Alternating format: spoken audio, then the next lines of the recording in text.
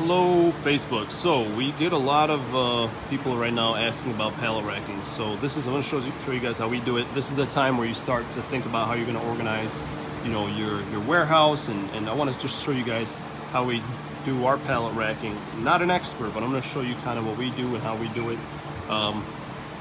So with pallet racking, I know that when I was shopping for pallets, this was a big deal right here. Okay. So these little things, I forgot what they're called, but this was like a feature that was like an extra feature or something that is recommended that you use. So I know I paid extra for that or something. They're called lock something.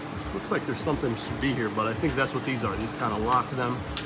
Another thing you want to look out for with pallet racking, the first thing is you want to talk to your city. So the city kind of gave us a hard time with our pallet racking.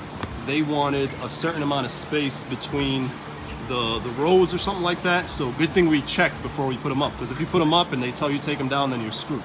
So here's what the city said. They said you have to have like, I think 8 feet if you're gonna have 2 rows. Ours are on a corner, but if you're gonna have 2 rows of pallet racking, so like a row here and then a row here, you want to have, they said like 8 feet in between them or something. They did an inspection we passed, and then they also said, this is crazy, they said that half of the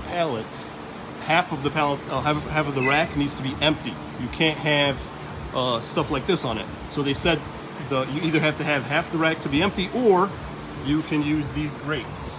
And this makes it so that half is empty. So this is like in case of a fire or something like that. So you don't want to put like a solid grate. Again, this was our city. It's like a fire preventative thing.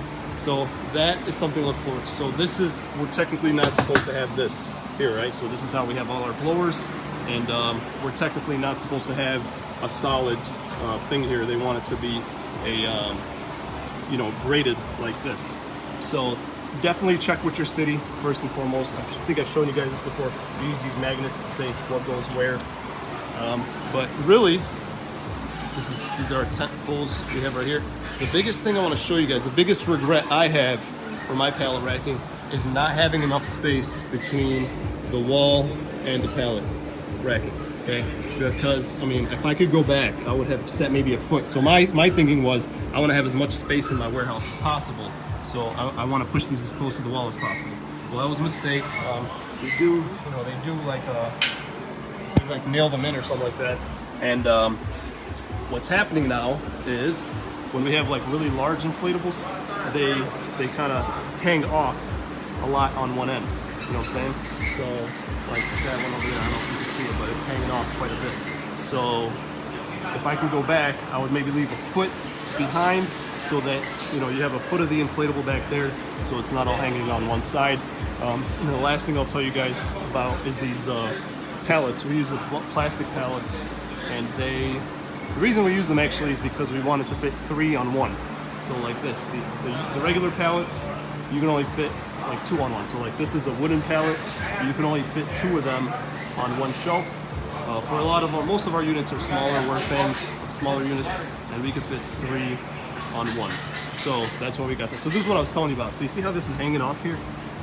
This is how it's hanging off, and that's because this unit is pushed so far back that it's pushed against the wall, and it has to hang off here. It messes up the pallet, and it kind of hangs off. It just doesn't look very neat. So I wish that I would have put more space. So that's what I would recommend. Put more space so that this would be kind of more centered. Then you'd have half the inflatable hanging back there.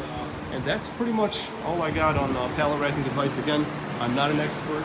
I got mine on, I think, Facebook Marketplace or Craigslist, and they installed them too. We paid extra for installation. It was a company that came out, and we were good to go. Rows, how high you want to have them? I would just say, I think we did 3 feet. I'm not 100% sure how much this is, but you want to kind of measure your average inflatable, because we put on the floor, we put inflatables that are about that are on these things on the floor, and then on here we put the pallets, and it's been good. I think this is 3 or 4 feet each. You have to kind of measure your average inflatable and what works for you, and that's what's really helped us. So I hope this kind of helps you guys, and obviously if you do go with something like this, you are going to need a forklift. We have this one right here. This is one we got at an auction. It's an electric forklift. It's like a walk behind. Nothing too special, but fortunately there's a number on here, and we were able to call the manufacturer and have them come out and inspect it and do an oil change and all that. So that worked out. There was a manufacturer that was nearby. All right, guys, hope that helps.